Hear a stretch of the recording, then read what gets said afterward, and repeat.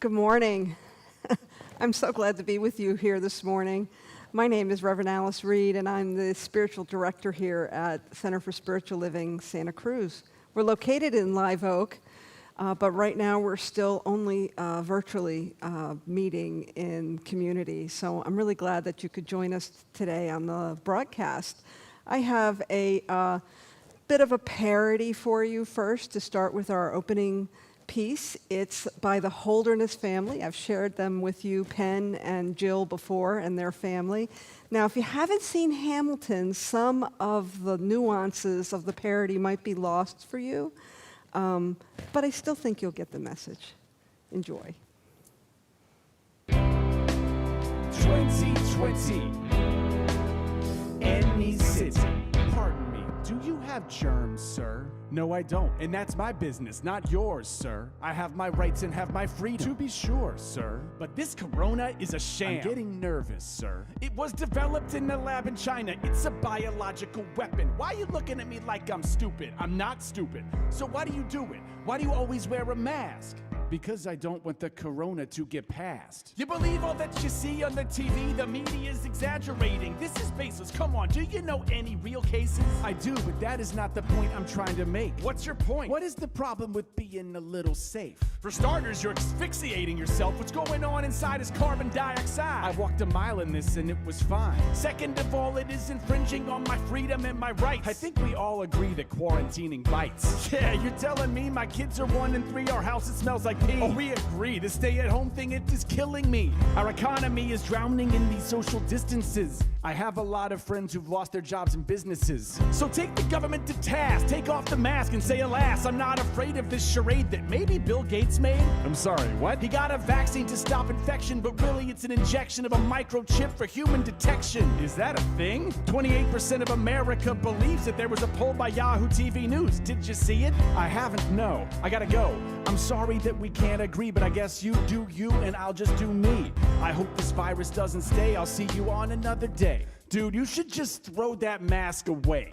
I am not throwing away this mask. I am not throwing away this mask. This really should be bipartisan. Come on now, how hard is it? I'm not throwing away this mask. We thought that the curve, it was flattening, but now it isn't, and it's getting really saddening because a lot of people going out and partying, and probably we're gonna have another quarantine. I'm gonna have to start gardening again and staring out the window because I miss all of my friends and sitting with my wife and talking about our feelings and being bored to death until the curve flattens and all of this ends. You say the price of this mask is a price you're not willing to pay. You cry that the people who wear it are fear-mongering to the sky. Why so sad? You know if I wear it I won't hurt you in any way, but I'm making you mad. You tell me that COVID-19 is a sham and the streets are all safe. It's come back. Can't you see? Florida is really scaring me. It's come back. Actually, it never left. And it's leaving all of us bereft. Cases rise, that's getting tall.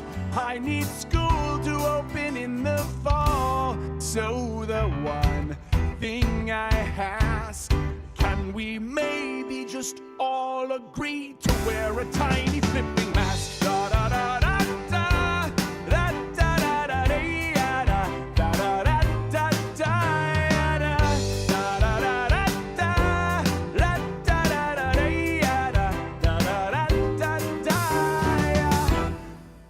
That's it. Okay, done. That's the mask song. Do you guys like this?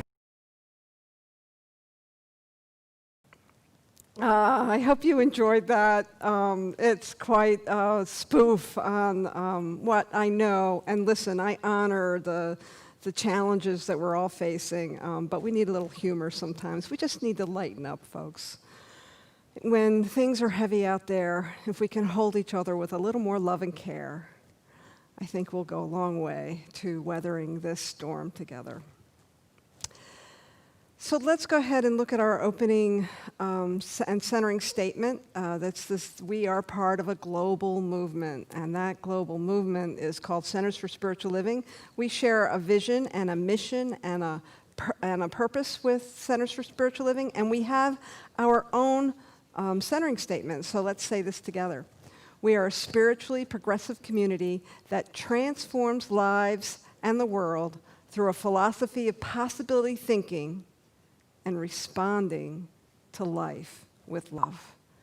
So the next thing I want to share with you is a quote that... This is a quote by John Lewis. It's all right, it happened last week too. Oh, hey, we're back. Sorry about that. So our engineers, I haven't been giving them good instructions about when to move to the next slide, so thanks for hanging in there with us. Can I ask you, Mohini, to put a little X on the comments there in the screen? You see in the main screen where it says Mavis Municipality in the slide itself, and there's a little X next to the... Yes, for somehow we've got something turned on in our software where all your comments are going to come through onto the live broadcast, so we'll try to fix that. So as I was saying, this quote is a quote by John Lewis, and it was put together by Susan Springfield, and so I hope you'll enjoy this. And after the quote, we'll be joined by Sky Leona, who will give us our opening treatment. Thank you.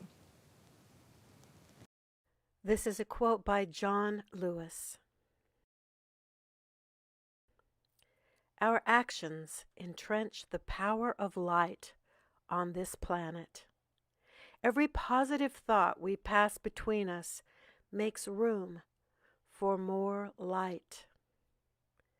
And if we do more than think, then our actions clear the path for even more light. Anchor the eternity of love in your own soul and embed this planet with goodness. Lean toward the whispers of your own heart.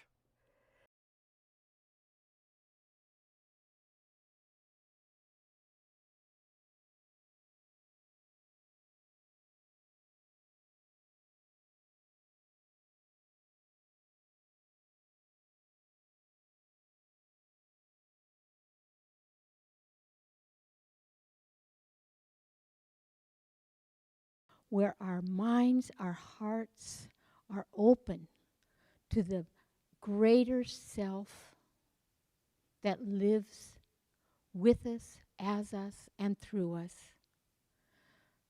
This morning, the sun came up someplace. That is my faith. This morning, I recognized and accepted that there is one absolute creative power in the universe. That is my faith. And I turn to it right now, knowing that each and every one of us is available to hear the potential and possibility, always available forever and ever. I'm in love with the idea that my life is unfolding from this very moment. As I know this is true for you, it is true for me. And I claim for each and every one of us a resounding sense of well-being. We are always blessed. For this I am truly grateful.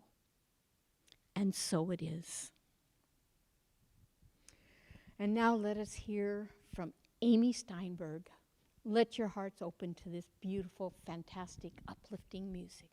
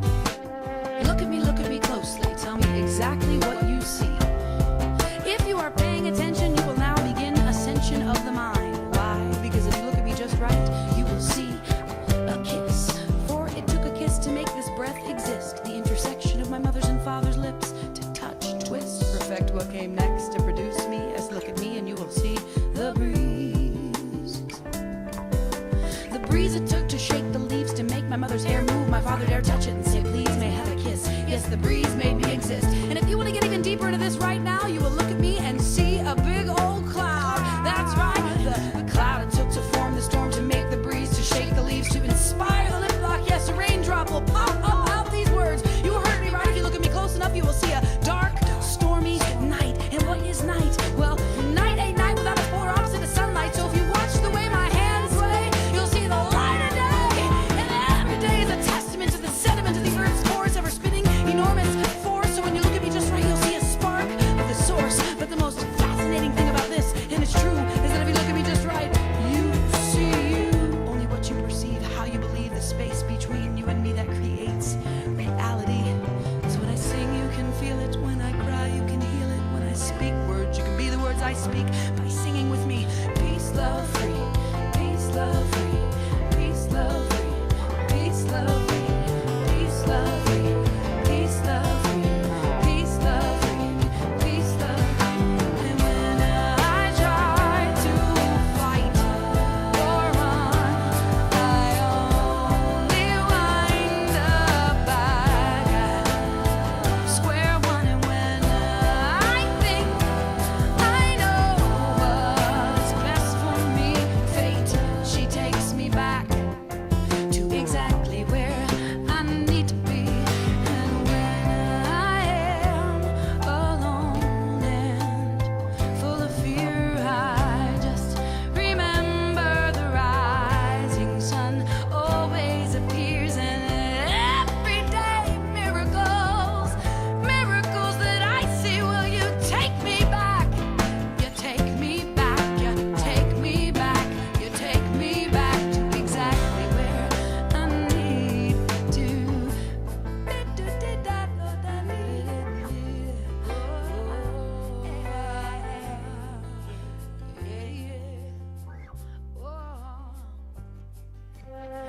I am exactly where I need to be. I need to be exactly where I am. I am a blessing manifest.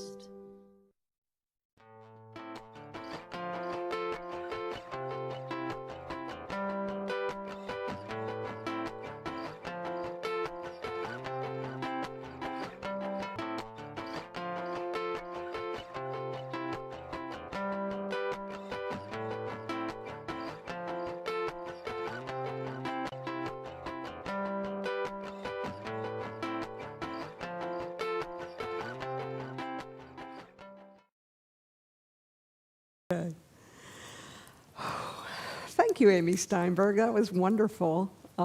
We've been giving Susan a little break. She's getting ready to do our talk next week. And so Amy produced her own videos for our music this week. So I want to thank her for that. So welcome once again. My name is Rev Alice Reed, and I'm here to share with you our weekly nugget of wisdom and exploration and discovery. You might have noticed that our quote this morning was a quote from John Lewis, and it was a beautiful quote. And as most of you know, that civil rights leader John Lewis made his transition this week. And maybe some of you aren't aware that John Lewis is part of the Big Six civil rights leaders who led the marches in D.C. for equal voting rights in 1963 and were instrumental in leading the civil rights movements in the 60s. The Big Six were Martin Luther King, James Farmer, Philip Randolph, Roy Wilkins, Whitney Young, and of course, John Lewis. And today I was so full this morning as I was watching the news on the East Coast in Alabama. I felt like it was symbolic of the movement that we've done as a civilization, as we've done as a country and a nation, because the procession for John Lewis and his funeral was being held on the Edmund Pettus Bridge in Selma. And if you haven't seen the movie Selma, if you're not familiar, this was a march that happened in 1965 and it was very violent. At the age of 25, John Lewis crossed that very same bridge with his fellow black marchers, and alongside them were white supporters, and they were met with violence by state troopers. John Lewis himself sustained a fractured skull because he was beaten by troopers as they were trying to cross the bridge. So today, as his body moves across that bridge, he's met with support and with love and with openness and with great acceptance. And I'm sure the significance and the weight of that significance hasn't been lost on you. Our theme for July, which, by the way, was put together many, many months ago before anyone knew where we would be with world events, is Unchained Spirituality.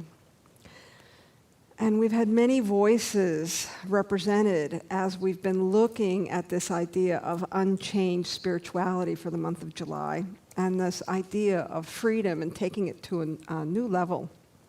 In the first week, we had Elijah, who was speaking about the freedoms that we sometimes take for granted in our country, and gave us a perspective of those people who may not be having that same experience of freedom.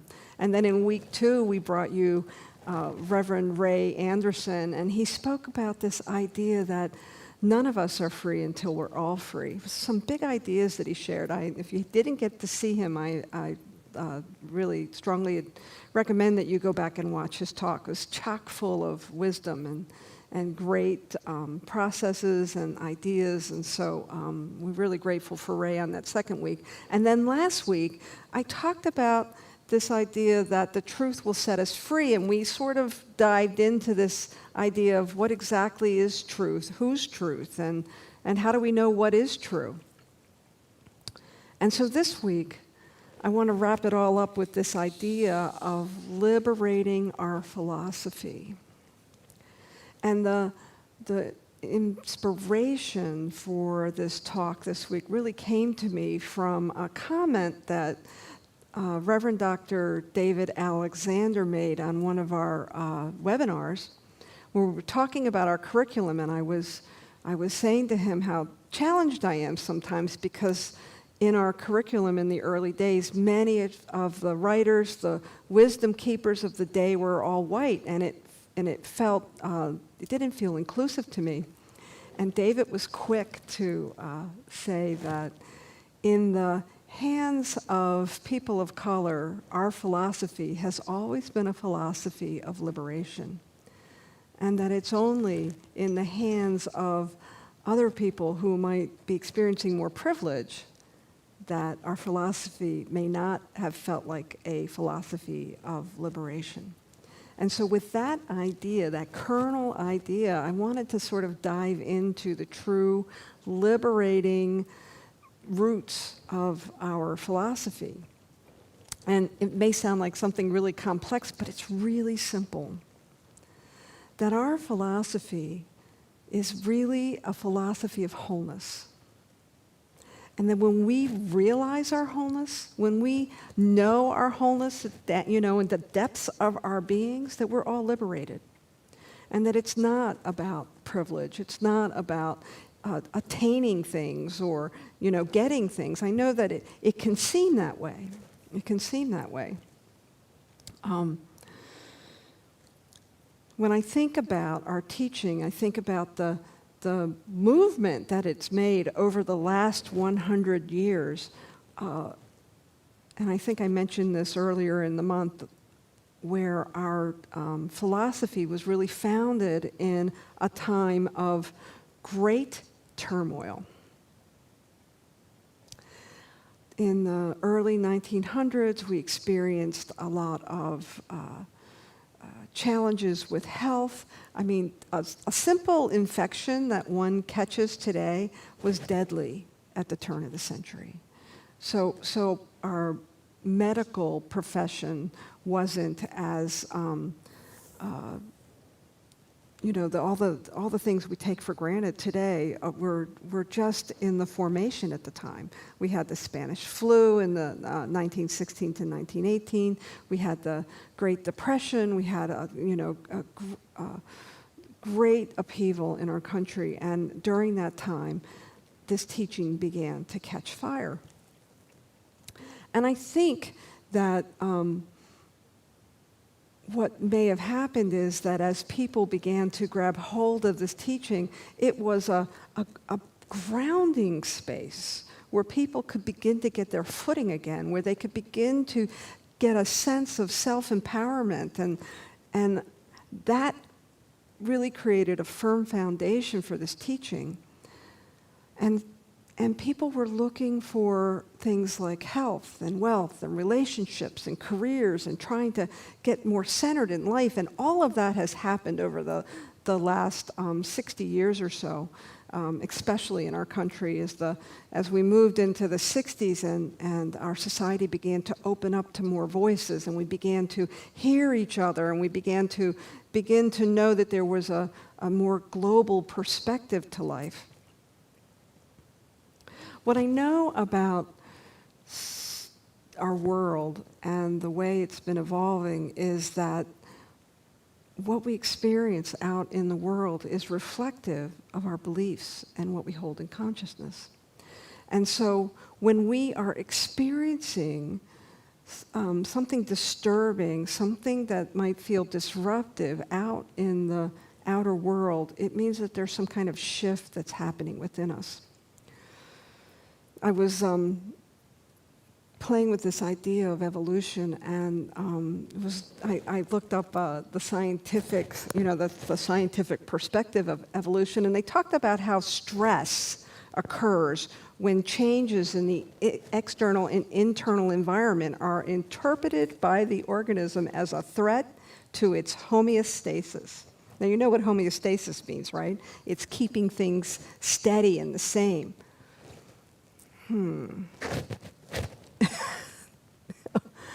That is pretty much what I'm experiencing right now in our culture, where people are really struggling to keep things the same, that there's too much change happening, that there's a lot of stress with that, but maybe all that stress really is just that teasing out of some higher way that we want to be in our global community, in our national community, and even with ourselves. It's kind of activating change for us. And when we look at our philosophy in light of all this, what I know is that it's changing too. I think it was last week I talked about the fact that this really bold and beautiful vision of a world that works for everyone was not part of this philosophy when it first started. It was something that we brought into it about 15 years ago. And I don't think, when you hold a vision that's that big, when you begin to really espouse the words, I want a world that works for everyone, well, there's going to be some dissonance. There's going to be some interruption in the status quo, in the homeostasis, if you will, so that something greater can rise up. And I don't know about you, but that's certainly what we're experiencing right now.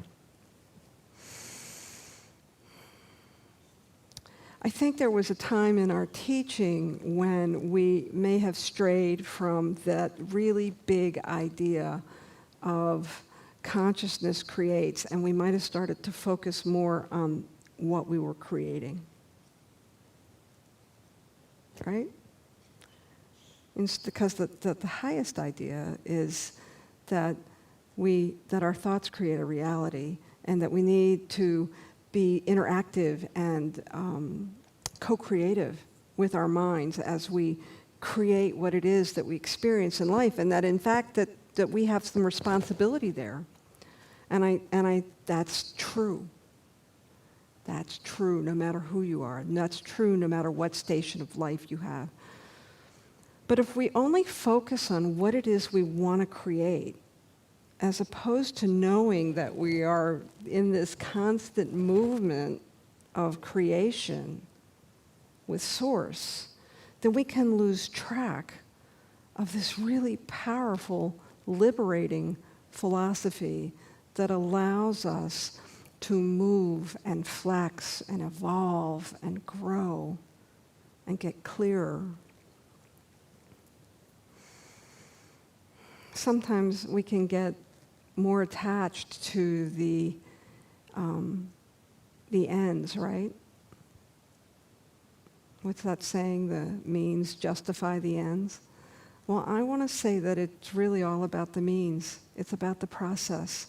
It's about knowing that we are in this fluid movement with creation, and that we don't need to get stuck in what we think life needs to look like, that instead we should be able to allow ourselves to be open and fluid and to move with evolution.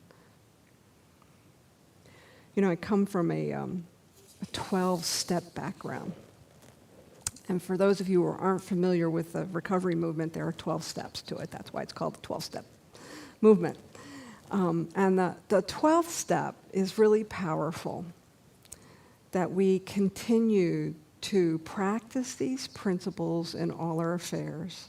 And then there's a second part of that where we talk about carrying the message to the alcoholic or the foodaholic or the gambler-aholic, to carry this message to those that are still stuck in whatever addiction or malady that they have.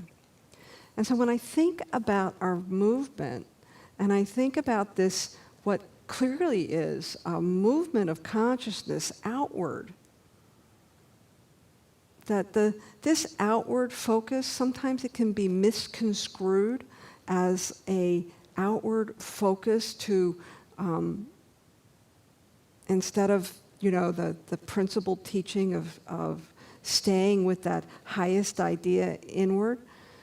But I think that the outward focus, this evolution that we're beginning to experience in our philosophy and in our theology, is really a movement of us to begin to carry this message that we can exist in a world that works for everyone. That anyone can tap into this liberation philosophy that teaches us that the outer conditions are not the thing that we need to be attached to, but it is the inner territory where we create, and then we have this experience. And if we can liberate ourselves to a place of knowing that it's always fluid, that there's always movement in consciousness, that things are always changing, well, then we can really help to facilitate a world that works for everyone. And as we've said many a time from this platform over the last many months, the world doesn't work for everyone right now, and we'd like it to. So I think if we begin to see our philosophy as something that's really fluid, and that there's an opportunity for us to really be of greater service to the planet and humanity, by taking these principles out into the world, by not only practicing them, but teaching them. Of course, that's what we've been doing, right? But now we're looking at calling out the things that don't reflect that liberation philosophy that can set anybody free, no matter what circumstance you find yourself in. You can find freedom.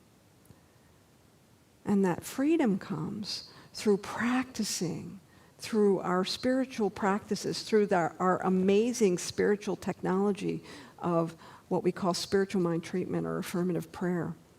That this teaching, it's time to unchain it. It's time to release it. It's time to practice it at a new level.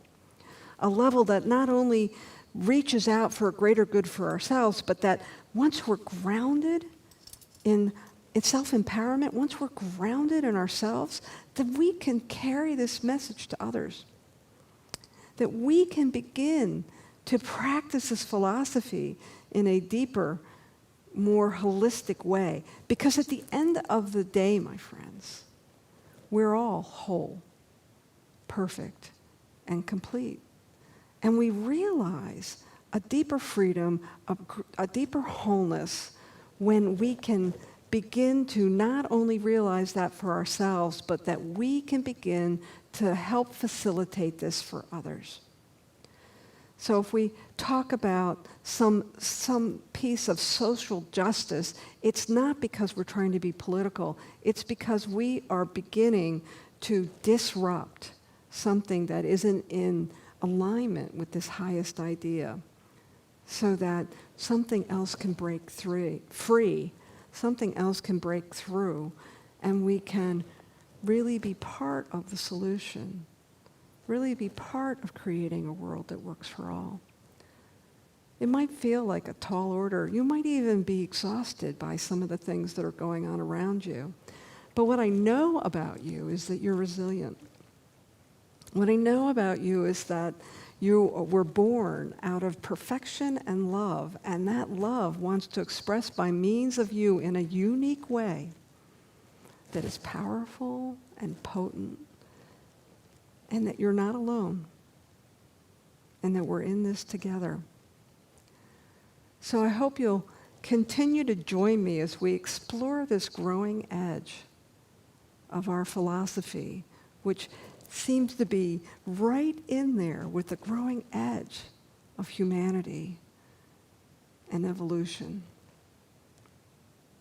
So join me in this spiritual mind treatment, this affirmative prayer for that greater good and that liberation that is seeking to be known by each one of us. So I invite you to take a deep breath with me. And then if you're comfortable, close your eyes or lower your gaze. And know with me that indeed there is wholeness inherent in all life. It is a wholeness and a perfection that sometimes needs to be teased out, that it's not available to the naked eye. And I know for each one of us that we allow ourselves to align ourselves with the creative force of life that is always creating out of itself by means of each one of us. And I know for each one, as we continue to both move inward and outward, that we allow ourselves to be part of that movement of creation, the flexibility of manifestation, that the constant cycle of death and rebirth that creation seems to go through. I know that each one of us is completely aligned with that, and that there is wholeness in that as we allow ourselves to be one with it. As we allow ourselves to drop down into the loving arms of co-creation, trusting that evolution is moving towards the perfected whole, and that perfected whole doesn't look like one individual truth or viewpoint, that it's like a prism that has many expressions, and that each one of us continues to open to all those expressions so that we can be that place where love shows up, be that place where the loving arms of creation shows up. So I know for anyone within the sound of my voice that may be experiencing struggle, that we hold you, we love you, we hear you, we connect with you right now, even if we can't be together. And I trust that as we continue on this evolutionary, revolutionary path, that there is a divine wholeness inherent to all of it, and that each one allows themselves to drop down and open to a new possibility of something different, something maybe we couldn't have crafted with our own mortal mind. And so we trust the upheaval, and we trust the discordance, and we trust the disruptors, knowing that all of this has come up simply so that a greater good can be known by each one. And so in this moment, know that creation loves itself so much that it has created you exactly the way you are.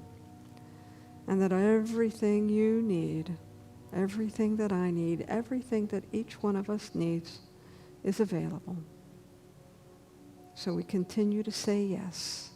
Yes to love. Yes to freedom. Yes to wholeness. Yes to beauty. Knowing that that is truly the means. And it is not the means that justifies the end. It is the end that creates the means for a deeper walk with life. I simply surrender my heart to this greatest, highest idea, and I allow the law to carry my love out into creation, out into condition, out into the world, knowing that it must be made manifest. And it is with a grateful heart that we anchor this in that same power by saying together, and so it is.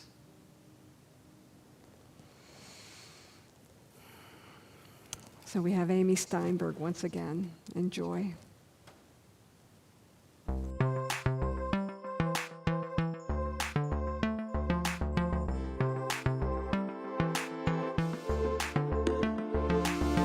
Oh, melodies in your head play over and over, listening to doubt about how life has turned out. I'm here to tell you it's not over, not over. Time to rise again. It's what life is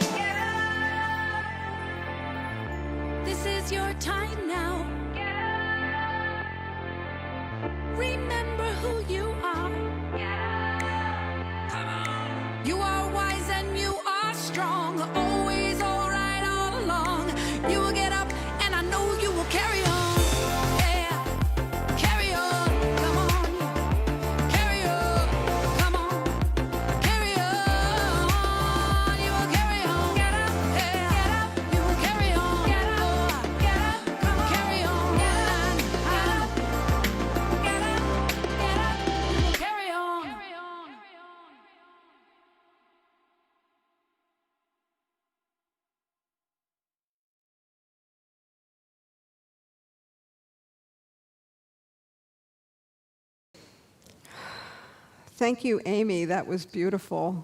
Really was. She's got so much energy and talent and creativity.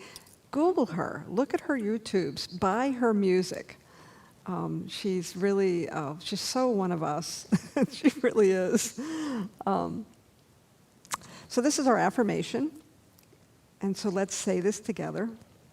My freedom is the flow of the power that liberates my life. Let's just say it one more time. My freedom is the flow of the power that liberates my life. We have a couple of announcements for you. The first thing is we want to thank you for your donations. We want to thank you for all your generosity, and please keep it coming. We're here for you, and we can't do this without you. And so we're really grateful that you've chosen to be God-informed through your financial contributions. We can receive your generosity in the mail. We can receive your generosity on PayPal, through our website, through the text to give, through our app Giverly. I feel like that, Dr. Seuss, I'll have dinner with you in a box with a fox. But seriously, thank you so much. And if this broadcast, if you felt that it was really something that was meaningful to you, I really encourage you to share it with your friends. This is our time to really be part of the solution, to be part of evolution. And so please share our website with your friends, have them join us on the broadcast or afterwards. We really welcome all that come to join us. And I want to thank the folks that are in the room here right now. We have this amazing team of tech team, that's Nancy Laskagian and Mohini Peters and Susan Pankratz, Sky Leona for her beautiful invocations, Debbie Bratby for keeping us all safe and saying, sanitize your hands, put your mask back on, all that stuff so that we can continue to broadcast to you. And a special hello to Stacy, who's recuperating at home. I know that he'll be joining us on the tech team when he's back on his feet again. And to Susan Springfield for the wonderful quote, and of course our musician, Amy Steinberg. So I have a big announcement for you, and that is, if you haven't heard by now, we're having an annual meeting today at noon. We have a new number that's going to stay consistent. It should be easy to remember to get on Zoom. It's 831-000-1818. If you don't know, 1818 is our address. So it's pretty, if you ever forget, just go to our website, grab the address, 831-000-1818, and join us for our annual meeting today at noon. I cannot wait to see everybody's faces. I can't wait to look in your eyes and see you again. It's been so long. So please join us for our annual meeting. We'll be catching everybody up. We're going to be honoring our outgoing board members, and we'll be bringing in some new board members. We'll be talking to you about some things that are pretty special that are going on. I look forward to seeing you there today at noon.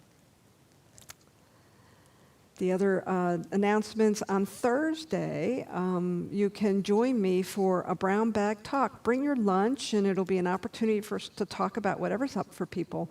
There's a lot going on in the world, and so it's nice to be able to know that you have company for the journey.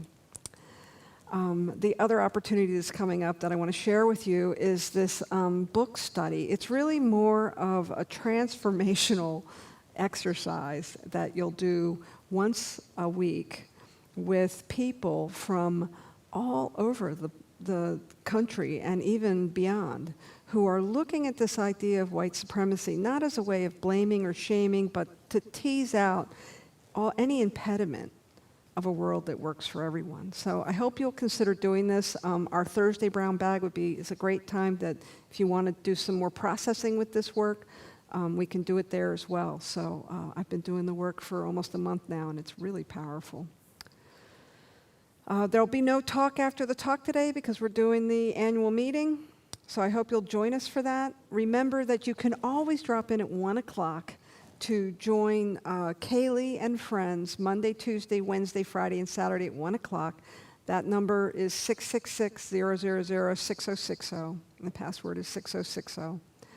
I really thank you for joining us this week. Next week we'll have Susan Springfield, who will be delivering our talk, and in fact, she's doing the whole service. So I hope you'll join us for that, 10:30 next week. I'll see you in just a couple minutes at our, 45 minutes. You've got time to, do what you need to do and join us at noon. See you soon. Thanks so much.